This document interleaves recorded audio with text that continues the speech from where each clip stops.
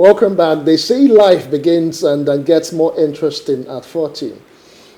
For the men, however, the age 40 brings with it some troubles. One is prostate enlargement. We are being joined by Chinyeaka Okoli, a Nigerian Canadian creative and performing artist, poet, songwriter, choreographer, teacher, and multimedia specialist. Welcome to the program. Thanks for joining us this morning.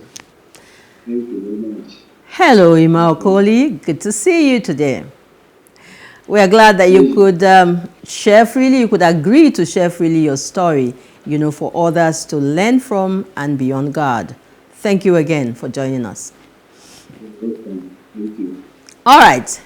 So we've been talking about men who are over 40, Can you share a bit of your story and why you are on this show today? You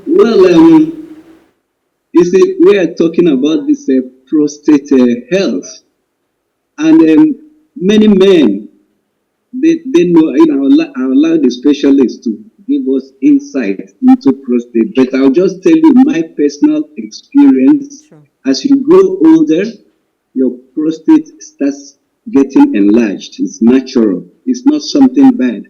And most men don't like sharing when they have that challenge.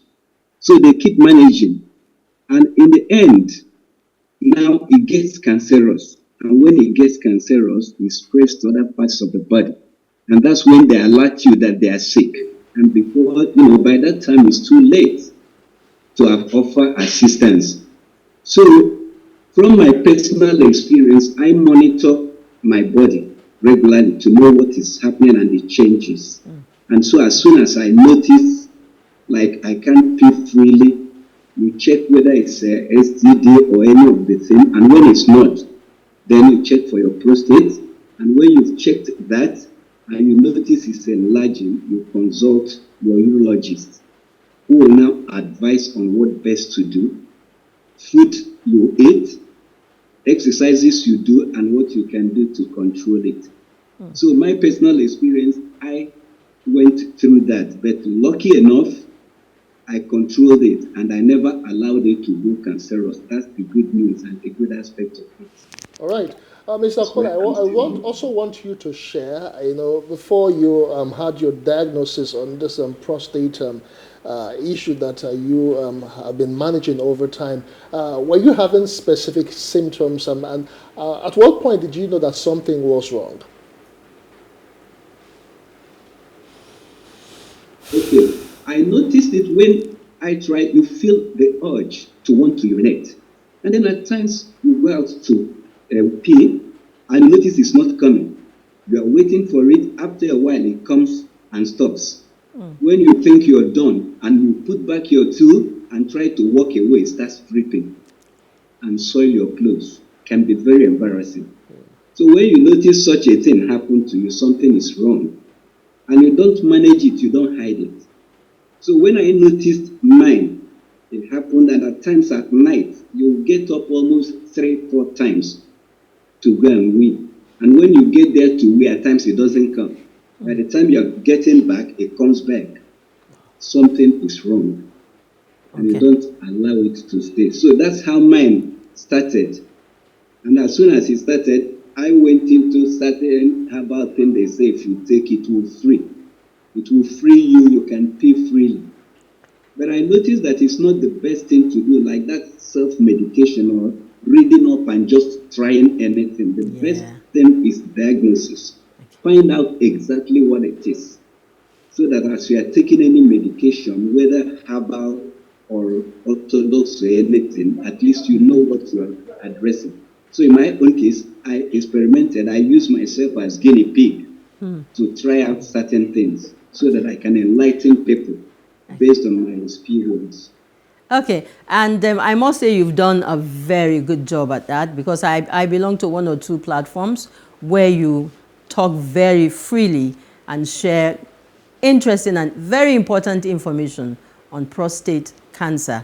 And the platform is for both men and women, and this is a family show. So at this point, I would like to know, what are the things that, you know, something happens to the husband, the wife, and the children. And I'm looking at the effect of this psychologically, emotionally, you know, between you, madam, and the children.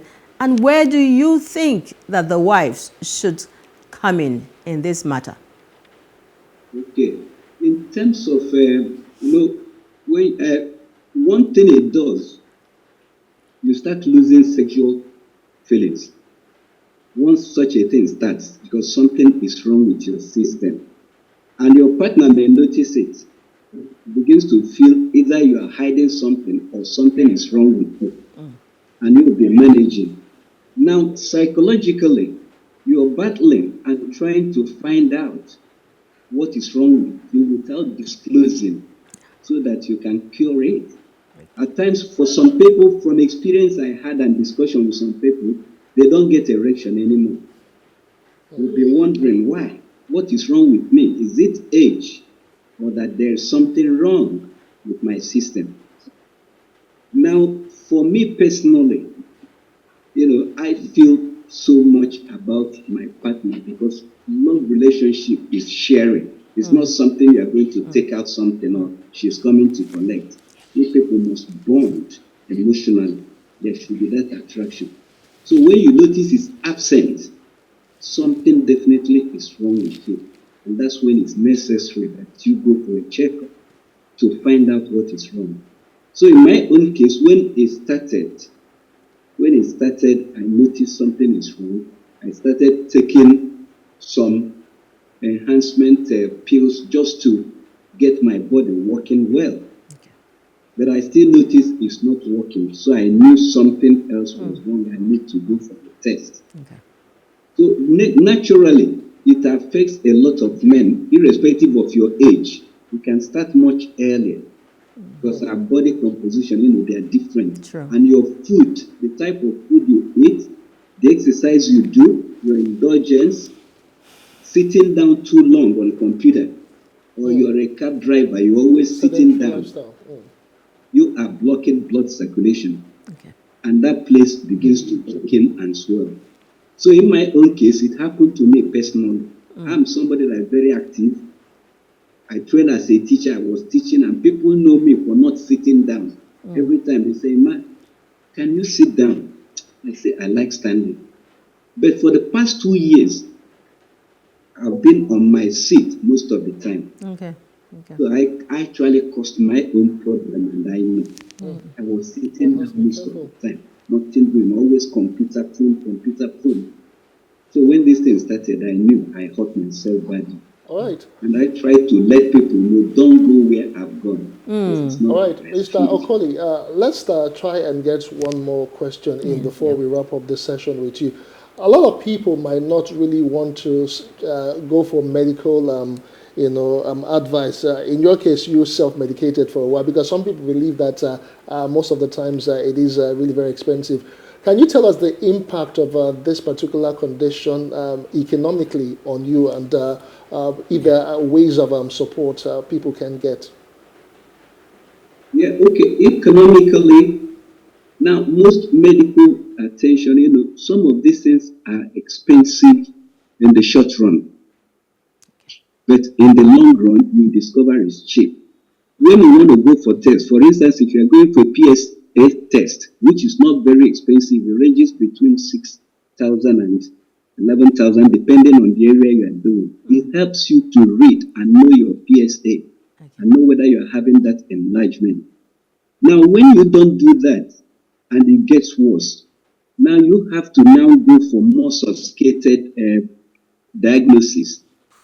And economically, it's very expensive. Like I had to do MRI test to check whether this thing has spread and whether it's cancerous. That costs between 100 and something thousand, 140 to 160,000, depending on the area. It's expensive. So why would we let it get to that extent? So we start early to prevent and not even let it go for that kind of expenses. Okay. But it's rather very expensive, and the medication is also expensive. Like if you want to get the blocker that helps you to urinate free, Okay. When it gets to that stage, it's very expensive. The drug I bought 9,200. By the time I tried to get it back again, it was 32,500. So you can imagine, very expensive. So I felt that the best thing I'll do is to assist people. Don't even let your problem get to that extent where it will drain your finances. Okay. But last note is that when something happens, tons cancerous have lost about 8 friends or relations to this prostate cancer thing. In the past 6 months, surprisingly, and it's rather very painful. I feel so bad. And I said, I have to stand and not let this happen to more people. So that's why I started all this project to create that awareness, to let the younger people not go. It's very expensive when it gets bad and some deadly. But according to Professor Kingsley, he said nobody should die of prostate cancer. Okay. He told me that. He said nobody should die of prostate cancer. So I asked him, and he said he's ready to assist us to enlighten people to know. Okay.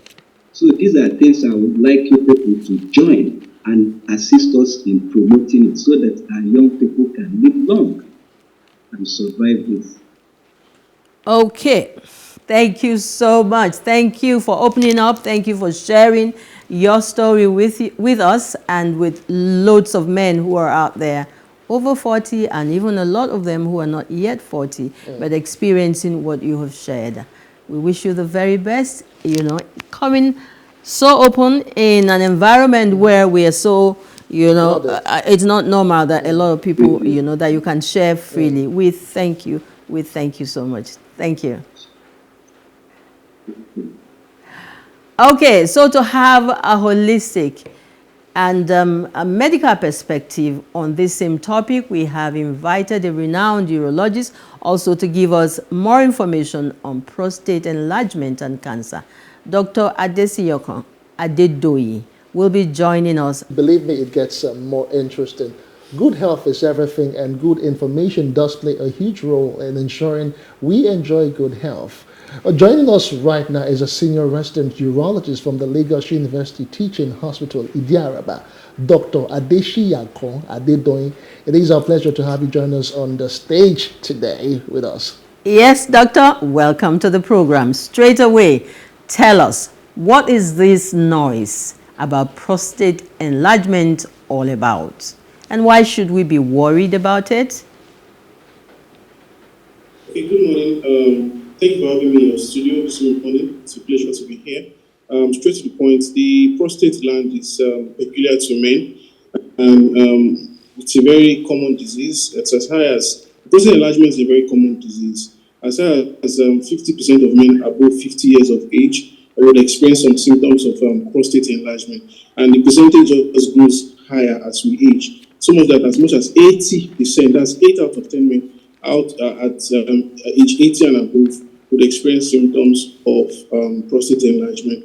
And it's quite common. The symptoms can be distressing, and it requires urgent medical care. There are 2 types, however, of this prostate enlargement. There's the benign, that's the non-cancerous enlargement, and the cancerous enlargement. And these 2 sets of diseases have different treatment modalities. And therefore, people that experience symptoms of urinary difficulty should see their doctor, the urologist, for appropriate evaluation and definitive care, so that the difference these 2 diseases can be differentiated and treated appropriately. All right, doctor, before we get into the benign and, of course, the cancerous ones, let's try and understand that particular gland itself, the prostate. Where is it, or what part of the body is it located, and what's the usefulness of the prostate gland? Okay, yes. Thank you for the question. The prostate gland is an accessory male reproductive organ. Okay, it's located just under the bladder, somewhere in the pelvis. It is the function of the prostate gland is to secrete some substances, some fluids that accompany semen, that helps to nourish the spermatozoa and facilitates reproduction. Therefore, it's only found in men. It is a small. It weighs about 30 grams in the normal size, under the bladder, just at the pelvis. If you can see the picture there, you can see that gland that surrounds, and now the urethra, that's what conveys urine from the bladder outside towards the penis, passes through the prostate gland. That's why if the prostate gland gets enlarged, it can squeeze or constrict that pipe that takes urine out of the body, and the patient now develops urinary symptoms. Okay.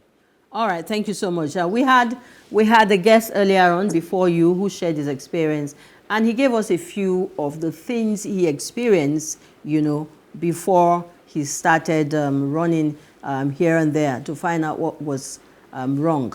So from the medical angle, can you give us a few other symptoms? If there are few, there's some that he left out. Okay, yes, the symptoms of prostate enlargement are divided into two.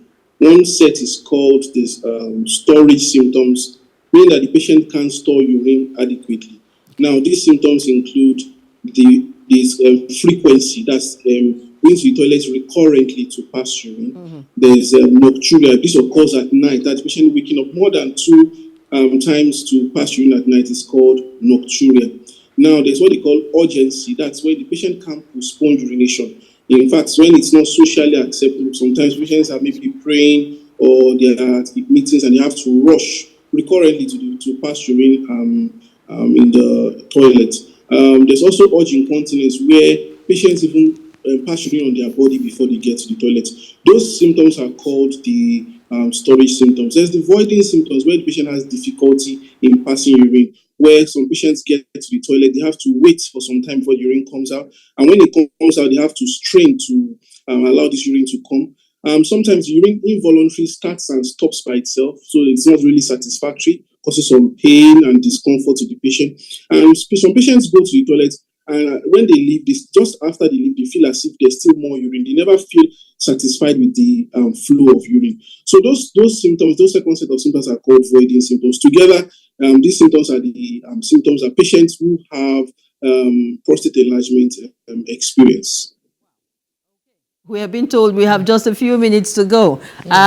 Maybe we could look at the long-term risks involved, and then you give a word of advice to people who are watching, men above 50 and thereabout. Maybe treatment options. Okay, yes. So I just want to say that the scary, not really scary, but one of the common symptoms that disease that patients could have when they have these symptoms is prostate cancer. And patients who, some may not even experience any of these symptoms, they may be asymptomatic. So I would say that patients or people who are above at least 50 years of age should at least once a year have some checks like that, PSA check, PSA value, so that if it's abnormal, further tests can be done, because prostate cancer is quite common. And if it's identified early, treatment is usually very effective, and patients who are treated for prostate cancer do not die from prostate cancer. So it's important we have our regular health checks. Emphasis should also be made on men's health, not only women and children as we usually do. Men's health are also very important. So tell your fathers, your uncles, your brothers to have their PSA checked at least once a year, especially if they are above 50 years of age.